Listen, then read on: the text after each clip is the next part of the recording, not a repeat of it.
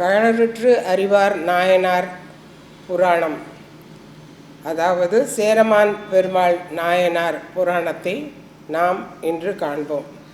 கார்கொண்ட கொடை கழறற்று அறிவார்க்கும் அடியேன் என்கின்றார் சுந்தரர் பெருமான்.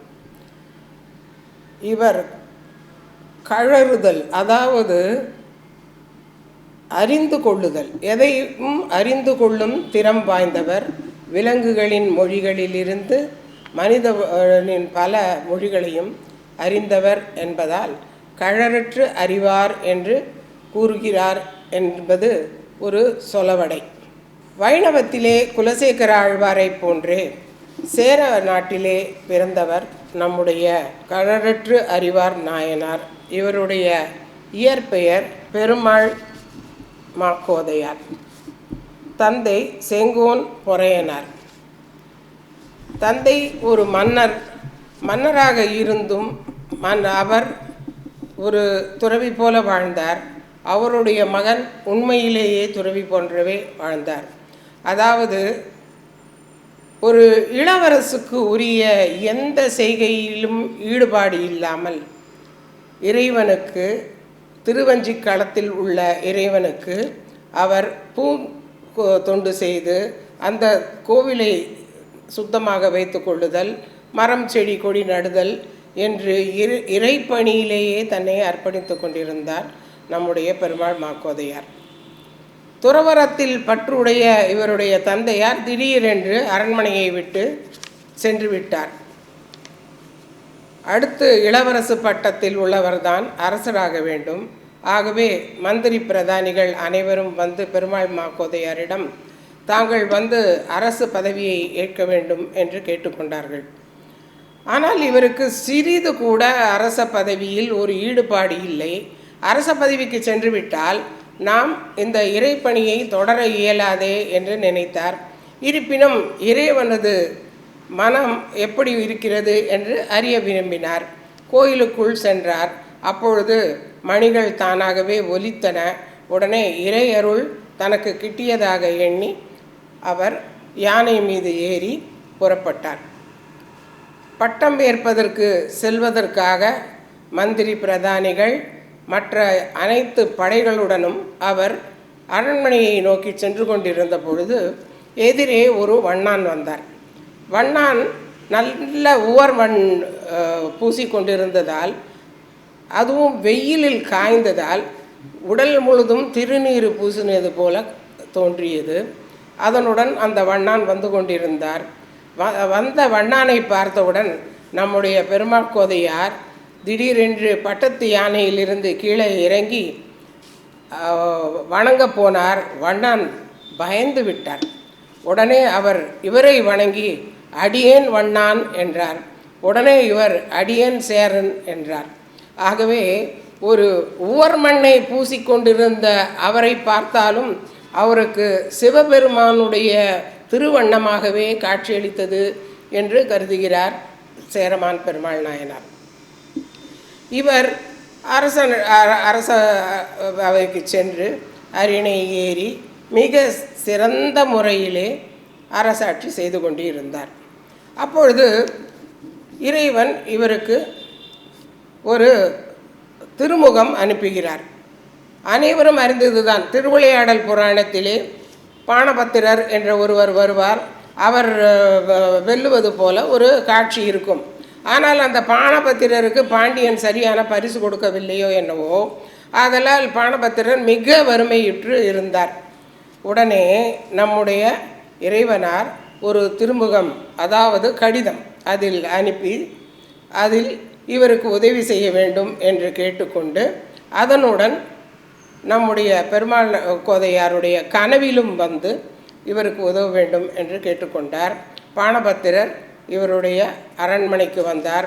வந்தவரை வரவேற்று உபசரித்து அனைத்து இதையும் செய்து அதற்கு பிறகு, ஐயா, இந்த பொக்கிஷங்கள் அனைத்தும் உங்களுடையது தான் என்று கருவூலத்தையே எடுத்து உங்களுடையது என்று கூறிவிட்டார். இறைவன் திருமுகம் கொடுத்தால் நான் எந்த மட்டிலும் என்று அனைத்து செல்வங்களையும் எடுத்து செல்லுங்கள் என்று கூறிவிட்டார். ஆனால் பாணபத்திரர் வெகு பயந்து, ஐயா எனக்கு இதையெல்லாம் வேண்டாம், எனக்கு வேண்டியது சிறிது தான், நான் அதை மட்டும் எடுத்துக்கொள்கிறேன் என்று தன்னுடைய வறுமை எவ்வளவு தீர வேண்டுமோ அந்த அளவுக்கு மட்டும் பொருள்களை எடுத்துக்கொண்டு அவர் புறப்பட்டார். அவரை அவருடைய எல்லை வரையிலே சென்று வழி அனுப்பினார் மன்னர். மன்னர் என்னதான் அரண்மனை அரசாட்சி அனைத்தும் செய்து கொண்டிருந்தாலும் இறை தொண்டை மறவாது இருந்தார். அவர் எப்பொழுதும் நடராஜனின் திருவுருவத்தை எண்ணி காலையில் வழிபடுவார். அவர் வழிபடும் பொழுது அவருக்கு நடராஜனின் ஆடல் அழகனின் கால் சிலம்பு ஓசை கேட்கும். அந்த காற்சிலம்பு ஓசை கேட்பதால் கூட கழற்றறிவார் என்று பெரிய புராணம் கூறுகிறது. இந்த காற்சிலம்பு ஓசையை கேட்ட பிறகுதான் இறைவன் தன்னுடைய பக்தியை மெச்சினான் என்று நம்முடைய மன்னவர் அரண்மனை சென்று தன்னுடைய பணிகளை மேற்கொள்வார்.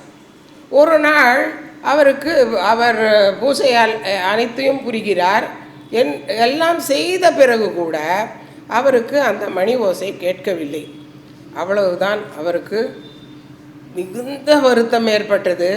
போய் தலையில் முட்டிக்கொண்டு தன் வாளால் தன்னை அறுத்து கொள்ளலாம் என்று செல்லலாம். நம்முடைய பக்தியை இறைவன் ஏற்காத பொழுது நாம் உயிருடன் இருந்து என்ன பயன் என்று அவர் செல்லும் பொழுது இறைவன் உடனடியாக தோன்றி, முன்னெல்லாம் சிறிது நேரம் கால் சிலம்பு ஓசை கேட்கும், இப்பொழுது கலகலகல என்று அவருக்கு ஓசை கேட்டது. அதனுடன் சிவபெருமான் அசரீரியாக, நான் சுந்தரர் வன்தொண்டர் சுந்தரர் அவருடைய பாடல்களை கேட்டு மெய் மறந்து போயிருந்தேன், ஆதலால் உங்களுக்கு சிறிது தாமதமாகிவிட்டது, மன்னித்து கொள்ளுங்கள் என்றார். சுந்தரர் பாடலுக்கே இவ்வளவு மயங்குகிறார் என்றால் அவரை போய் காண வேண்டும் என்ற ஆவா நம்முடைய மன்னருக்கு ஏற்பட்டது. அவரும் உடனடியாக புறப்பட்டு அவர் தில்லையை அடைகிறார். தில்லையை அடைந்து தில்லை பெருமானை பொன்வண்ணத்து அந்தாதி என்ற பாடலை பாடுகிறார். அதற்கு பிறகு அவர் சுந்தரரை காண செல்கிறார். சுந்தரருடன் திருவாரூர் சென்று அங்கே திருவாரூர் மும்மணி கோவை என்ற அருமையான பாடல்களை பாடுகின்றார். சுந்தரரும் சேரமானும் மிகவும் நெருங்கிய நண்பர்களாகிவிட்டார்கள். இருவரும் சிவபக்தியில் திளைத்தவர்கள் அல்லவா. அவர் இறைவனுக்கே நண்பர், தோழர், இவர் தோழருக்கு தோழர். ஆகவே இருவரும் அருமையாக திருவாரூரிலே இருந்து இறைப்பணி செய்து கொண்டிருந்தார். திருவாரூரிலே இருந்து பணி செய்து கொண்டிருந்த பொழுதுதான் நம்முடைய பெருமா கோதையாருக்கு சேரமான் பெருமா என்ற பட்டத்தை வழங்கினார் சுந்தரர் பெருமான். சேரமான் பெருமாளும் சுந்தரரும் இருவரும் காலையிலே எழுந்து திருவஞ்சிக்களம் வந்து இறைவனை வணங்குவது வழக்கம். அவ்வாறு இருக்கையில் ஒரு நாள் நம்முடைய சுந்தரர் பெருமான் முதலிலேயே வந்து திருவஞ்சிக்களத்திற்கு வந்துவிட்டார். வந்தவர் அவர் நீரில் மூழ்கி எழுகையிலே உடம்பெல்லாம் ஒரே கிளுகிழுத்து போனது. ஏன் என்று புரியவில்லை. அப்பொழுதுதான் இறைவன் தோன்றி, நீ எம்மிடம் சேரும் நேரம் வந்துவிட்டது, உங்களுக்கு வரவேற்பு அளிக்க தயாராக இருக்கிறோம் என்று வெள்ளை யானை சகிதம் அனுப்பினார். சுந்தரர் வெள்ளை யானையில் ஏறி புறப்பட்டார். ஆனால் புறப்படும் பொழுது அவர் சேரமான் பற்றி சிறிது ஐயோ அவரிடம் விடை பெற்று கொள்ளாமல் செல்கிறோமே என்று மட்டும் நினைத்து கொண்டு கைலாயத்திற்கு புறப்பட ஆரம்பித்து விட்டார். சிறிது நேரம் கழித்து சேரமான் எழுந்து பார்க்கையிலே சுந்தரரை காணவில்லை. சுந்தரர் கோவிலில் இருப்பார் என்று வந்து பார்க்கிறார். சுந்தரர் அங்கேயும் காணவில்லை. அப்பொழுதுதான் அவருக்கு தெரிகிறது, சுந்தரர் வெள்ளை யானையில் ஏறி கைலாயம் புறப்பட்டு விட்டார் என்பது. நண்பனை எப்படி பிரிவது என்று நம்முடைய சேரமான் பெருமாள் தன்னுடைய குதிரையின் மேலேறி குதிரைக்கு நமசிவாய என்ற மந்திரத்தை உரைத்தவுடன் குதிரை அதிவேகமாக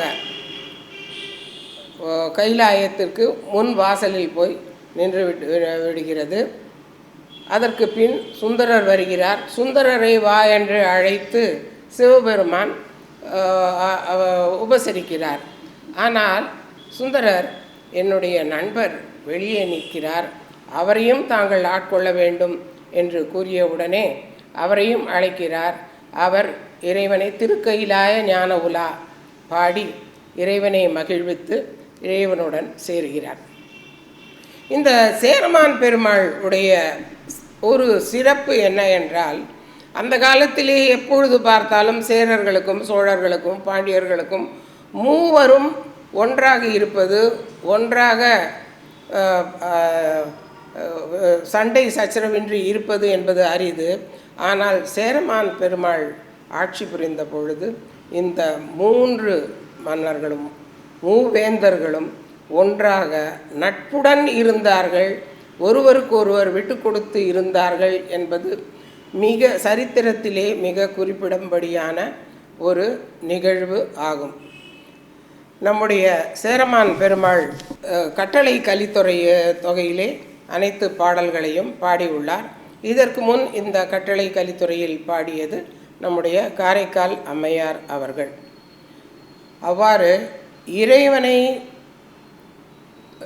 தோழனாக கொண்ட சுந்தரரை தோழமை கொண்டு இறைவனே இவருக்கு சிபாரிசு கடிதம் கொடுத்து அனுப்பும் அளவிற்கு ஒரு உயர்ந்து இறைப்பற்றுடனேயே இருந்து நண்பனுடையே அவர் சேர்ந்து இறைவனை அடைந்த நாள் ஆடி மாதம் சுவாதி தினம் திரு நட்சத்திரம் ஆகும். ஆகவே இவருடைய குரு பூஜை ஆடி மாதம் சுவாதி நட்சத்திரத்தில் அன்று சிறப்பாக நடைபெறுகிறது. இவருடைய திலைகள் திருவஞ்சிக்களம் கோயிலிலும் காணப்படுகிறது.